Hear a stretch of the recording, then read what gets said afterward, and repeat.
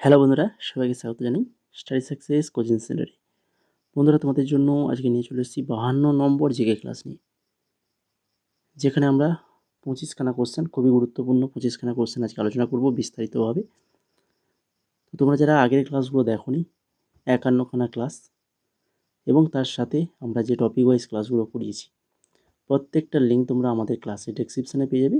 ওখান থেকে তোমরা কিন্তু ক্লাসগুলো অবশ্যই দেখে নেবে। প্রত্যেকটা ক্লাস তোমাদের এমটিএস 2025-এর জন্য বা অন্যান্য মানে যে সরকারি পরীক্ষাগুলো রয়েছে এসএসসির, তো সেগুলোর জন্যও কিন্তু খুবই হেল্পফুল হবে তোমাদের এই ক্লাস। আর এখানে তোমরা থাম্বনেলেই দেখতে পাচ্ছ যে ফ্রি মক টেস্ট। তো ফ্রি মক টেস্ট, ফ্রিতে তোমরা মক টেস্ট দেবে কিভাবে, তো সেটা একটু বলে দিই ক্লাসের শুরুর আগেই। ফ্রি মক টেস্ট তোমাদের এটা অলরেডি আমাদের চালু হয়ে গেছে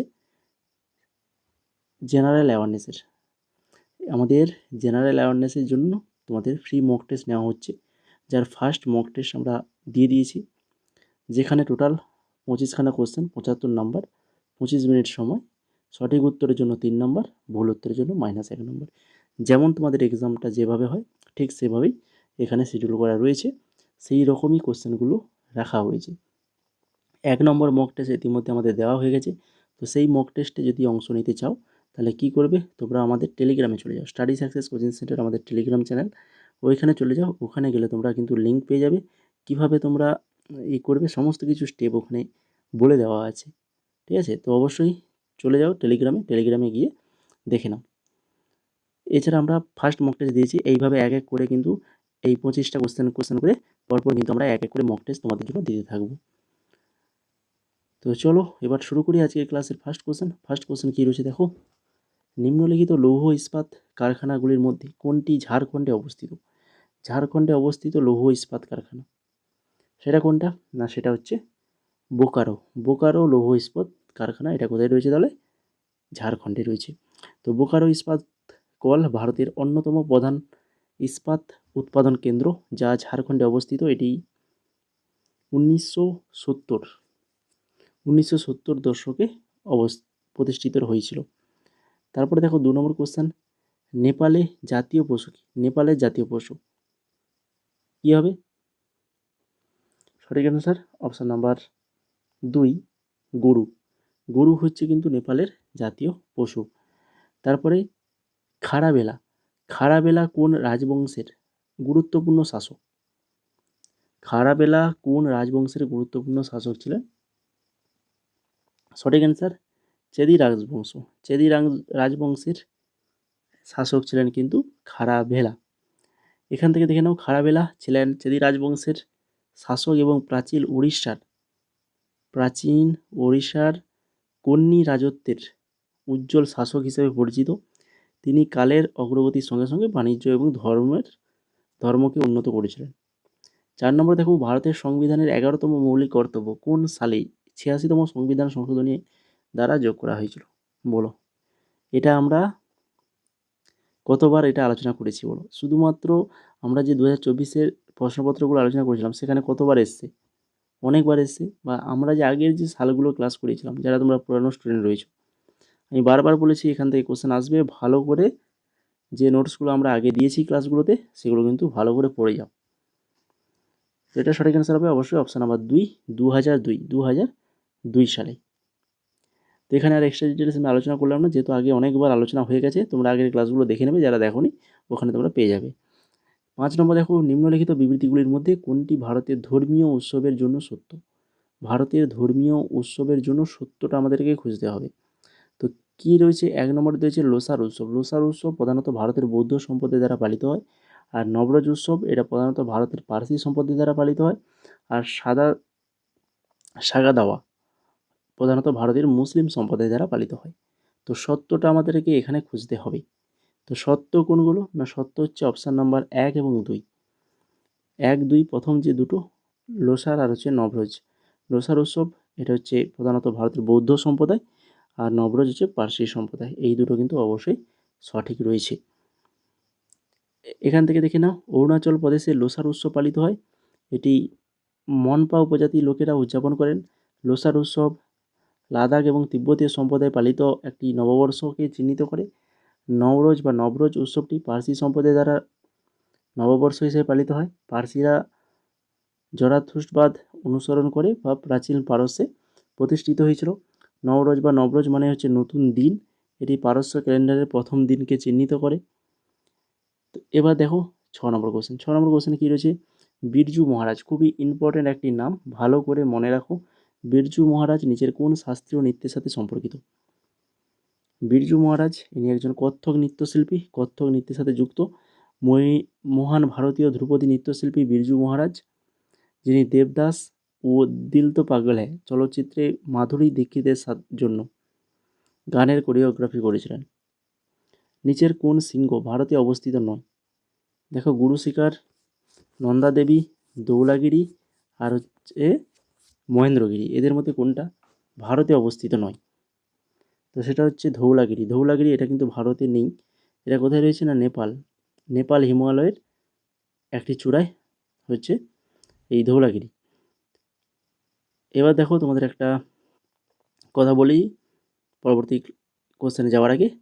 তোমরা যারা এখনও আমাদের নোটসগুলো পারচেজ করোনি বা আমাদের এমটিএস ব্যাচে জয়েন হওনি, তো তোমরা যদি জয়েন হতে চাও, তো তার জন্য তোমাদেরকে কী করতে হবে? আমাদের যে হোয়াটসঅ্যাপ নাম্বার রয়েছে, এই হোয়াটসঅ্যাপ নাম্বারে হাই লিখে মেসেজ করতে হবে। তো জয়েন করতে তোমাদেরকে মাত্র 199 টাকা, 199 টাকায় তোমরা আমাদের কাছ থেকে এই সমস্ত প্রকার কিন্তু নোটস পেয়ে যাবে।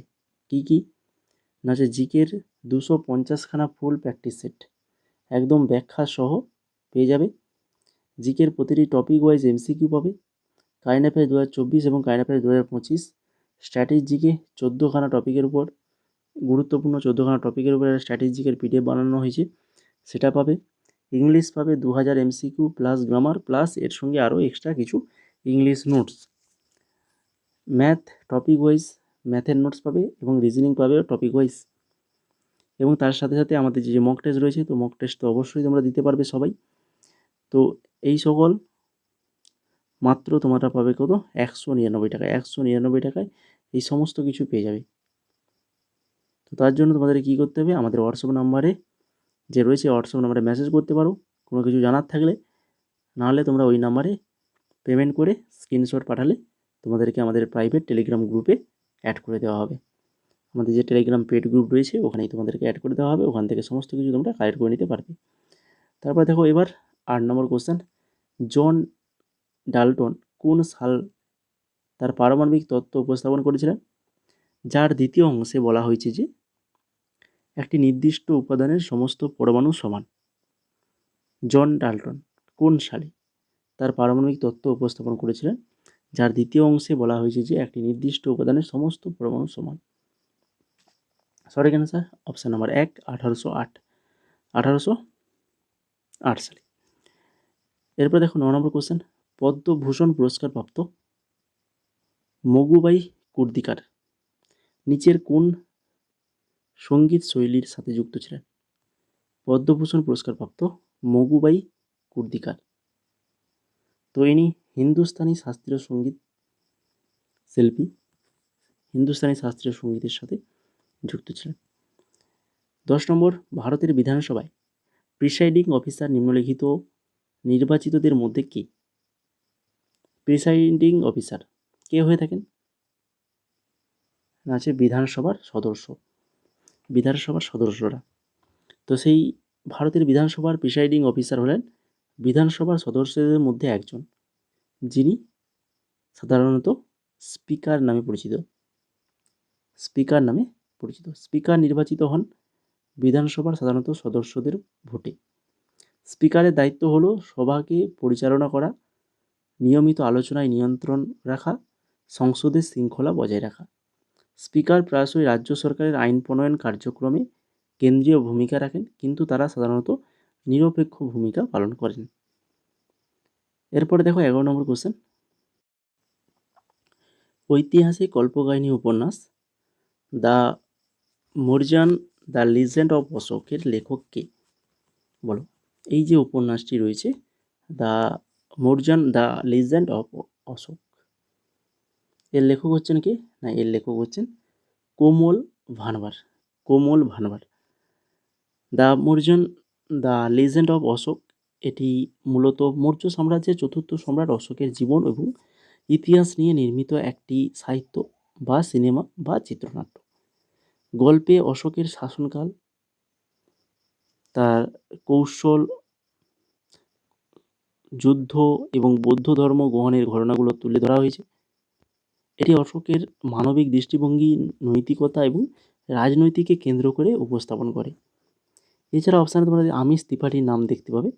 তো আমিষ ত্রিপাঠী শিবত্রয়ী কাহিনী, নাগ রহস্য এবং বায়ুপুত্রদের শপথ, এই যে উপন্যাসগুলো রয়েছে এই উপন্যাসগুলোর জন্য কিন্তু তিনি খুবই পরিচিত। এরপরে চলে যাও 12 নম্বর কোশ্চেন। 12 নম্বরে কী রয়েছে দেখো, নিচের কোনটি 4 থেকে 10 জন ব্যক্তি নিয়ে গঠিত একটি আনুষ্ঠানিক দল যারা পারস্পরিক গ্যারেন্টির বিপরীতে ঋণ চায়? পারস্পরিক গ্যারেন্টির বিপরীতে ঋণ চায়, 4 থেকে 10 জন ব্যক্তি নিয়ে গঠিত। তো সেটা হচ্ছে যৌথ দায়বদ্ধতা গ্রুপ, অর্থাৎ জয়েন্ট লিয়াবিলিটি গ্রুপ। এরপরে দেখো 13 নম্বর কোশ্চেন। 2023 সালের নভেম্বরে কেন্দ্র দ্বারা বিশেষ সুরক্ষা গোষ্ঠী অর্থাৎ এসপিজি সম্পর্কে আমরা আগের ক্লাসগুলোতে আলোচনা করেছি। ফার্স্টের দিকে ক্লাস যেগুলো করেছিলাম সেখানে আলোচনা করেছি। নতুন প্রধান হিসাবে কাকে নিযুক্ত করা হয়েছে? তো নিয়োগ নিয়েও আমরা ক্লাস করিয়ে দিয়েছি। তো আমাদের যে টপিক ওয়াইজ প্লে লিস্টটা রয়েছে ওখানে কিন্তু ক্লাসটা পেয়ে যাবে, দেখে নেবে অবশ্যই। 2025-এ যে নিয়োগগুলো হয়েছে সেগুলো নিয়ে ক্লাসটা বানিয়ে দিয়েছি। তো এটা হবে অলোক শর্মা, যিনি এখন বর্তমানেও রয়েছেন। তারপরে দেখো 14 নম্বর, ভারতের কোন রাজ্য সন্তোষ ট্রফির 77তম আসর আয়োজন করেছিল? সন্তোষ ট্রফির 77তম আসর আয়োজন করেছিল হচ্ছে অরুণাচল প্রদেশ। অরুণাচল প্রদেশ। নিচের কোন ভিটামিনের মধ্যে একটি অপরিহার্য উপাদান হিসেবে কোবাল্ট রয়েছে? কোবাল্ট কোন ভিটামিনের মধ্যে থাকে? সেটা হচ্ছে ভিটামিন B12। ভিটামিন B12 এর মধ্যে ভিটামিন B12 কোবালামিন, কোবালামিন নামেও পরিচিত। এর মধ্যে কোবাল্ট একটি অপরিহার্য উপাদান হিসেবে থাকে। কোবাল্ট ভিটামিন বি টুয়েলভের কোর পার্ট তৈরি করে এবং এটি রক্ত সৃষ্টিতে, স্নায়ু স্বাস্থ্য রক্ষণে এবং ডিএনএ সংশ্লেষণে গুরুত্বপূর্ণ ভূমিকা পালন করে। ভিটামিন B12 সাধারণত প্রাণীজ উৎস যেমন মাংস, মাছ, দুধ, ডিম থেকে পাওয়া যায়। তারপরে 16 নম্বর কোশ্চেন। নিম্নলিখিত মধ্যে কে ভারতীয় জাতীয় কংগ্রেসের প্রথম মহিলা সভাপতি ছিলেন? ভারতীয় জাতীয় কংগ্রেসের প্রথম মহিলা সভাপতি কে ছিলেন? না আছেন তিনি অ্যানি বেসান্ত। অ্যানি বেসান্ত ছিলেন অপশান নাম্বার 2 সঠিক অ্যান্সার। 1898 সালে বেনারস সেন্ট্রাল হিন্দু কলেজ ভিত্তিপ্রস্তর স্থাপন করেন ব্রিটিশ থিওসফিক্যাল এবং নারী অধিকার কর্মী অ্যানি বেসান্ত। কলেজটির লক্ষ্য ছিল আধুনিক শিক্ষা প্রসারের পাশাপাশি হিন্দু সংস্কৃতি ও ঐতিহ্য সংরক্ষণ করা। অ্যানি বেসান্ত 1879 সালে ভারতে থিওসফিক্যাল সোসাইটি প্রতিষ্ঠা করেন, যার সদর দপ্তর চেন্নাইয়ের আদ্যারে। 1907 সালে তিনি থিওসফিক্যাল সোসাইটির সভাপতি নির্বাচিত হন। 1916 সালে বাল গঙ্গাধর তিলকের সাথে তিনি all India home rule League প্রতিষ্ঠা করেন। বেসান্ত 1917 সালে ভারতীয় জাতীয় কংগ্রেসের প্রথম মহিলা সভাপতি হন। অ্যানি বেসান্ত 1902 সালে বলেছিলেন যে ভারত তার নিজের কল্যাণের জন্য শাসিত হয় না, বরং তাঁর জয়ীদের কল্যাণের জন্য শাসিত হয়। তাহলে অ্যানি বেসান্ত সম্পর্কে এতগুলো তথ্য রয়েছে, তো প্রত্যেকটা তথ্য আমরা একটার মধ্যে দিয়ে দিয়েছি। তো আশা করছি অ্যানি বেসান্ত সম্পর্কে যদি কিছু কোশ্চেন আসে এরই মধ্য থেকে কিন্তু তোমরা পেয়ে যাবে। এরপরে দেখো 17 নম্বর কোশ্চেন। কুচিপুড়ি নৃত্যের ক্ষেত্রে অবদানের জন্য 1970 সালে ড্যাশকে পদ্মশ্রী প্রদান করা হয়েছিল। তো একজন কুচিপুড়ি নৃত্যশিল্পী তিনি হচ্ছেন কে? অপশানগুলো দেখো, এই যে সত্যনারায়ণ শর্মা। সত্যনারায়ণ শর্মা, যিনি কিন্তু একজন কুচিপুড়ি নৃত্যশিল্পী। এই রাজ্য সরকারগুলির মধ্যে কোনটি নভেম্বর 2022 সালে পিইএসএ আইন প্রয়োগ করেছে? তো এখানে দেখতেই পাচ্ছ 4খানা রাজ্য। তো এদের মধ্যে কোন রাজ্য পিইএসএ আইন প্রয়োগ করেছে? সঠিক answer option number 3 Madhya Pradesh. Madhya Pradesh সরকার। দুধের প্রধান কার্বোহাইড্রেট কোনটি? দুধের প্রধান কার্বোহাইড্রেট কোনটা? না সেটা হচ্ছে ল্যাকটোজ। ল্যাকটোজ থাকে। দুধে উপস্থিত প্রধান শর্করা হলো ল্যাকটোজ, যা গ্লুকোজ ও ল্যাকটোজের মিলিত আকারে থাকে। এটি নবজাতক এবং শিশুর জন্য গুরুত্বপূর্ণ শক্তি উৎস। তারপরে দেখো 1757 সালে আলীবর্দী খানের মৃত্যুর পরবর্তী বাংলার নবাব কে হন? আলীবর্দী খানের মৃত্যুর পরবর্তী বাংলার নবাব কে হয়েছিলেন? না হচ্ছে সিরাজউদ্দৌলা। অপশন নাম্বার 2 সঠিক অ্যান্সার সিরাজউদ্দৌলা। সিরাজউদ্দৌলা ছিলেন আলীবর্দী খানের অর্থাৎ আলীবর্দী খানের মৃত্যুর পরে বাংলার নবাব। তিনি 1757 সালে প্লাসির যুদ্ধে ইংরেজদের সাথে পরাজিত হন। এরপরে দেখো 21 নম্বর, যোধপুরের মেহরানগড় দুর্গের নির্মাণ শুরু হয়েছিল কোন শাসকের আমলে? যোধপুরের মেহরানগড় দুর্গের নির্মাণ শুরু হয়েছিল কোন শাসকের আমলে? সঠিক অ্যান্সার হবে অপশন নাম্বার 3 রাওযোধা। রাওযোধার আমলে হয়েছিল। তো মেহরানগড় দুর্গ হলো ভারতের রাজস্থানের যোধপুরে অবস্থিত একটি 1200 একক অর্থাৎ 486 হেক্টর দুর্গ। এটি 1459 সালে রাজপুত শাসক রাওযোধা দ্বারা নির্মিত হয়েছিল, যদিও বিদ্যমান কাঠামোর অধিকাংশই 17 শতকের। কিরাত সিং সোদার ছত্রী একজন সৈনিক যিনি মেহরানগড় রক্ষা করতে গিয়ে মারা গিয়েছিলেন। নামটা মনে রাখো, কিরাত সিং সোদার ছত্রী, যিনি কিন্তু এই দুর্গ রক্ষা করতে গিয়ে মারা গিয়েছিলেন। 22 নম্বর, টেনিসে ডাবল ফল্ট কি বোঝায়? টেনিস খেলায় ডাবল ফল্ট বলতে কি বোঝায়? না পরপর দুটি সার্ভে ভুল হওয়া। টেনিস যদি একজন খেলোয়াড় দুবার পরপর সার্ভ করতে ব্যর্থ হন, সেটিকে ডাবল ফল্ট বলা হয়, এতে তার পয়েন্ট হারানো হয়।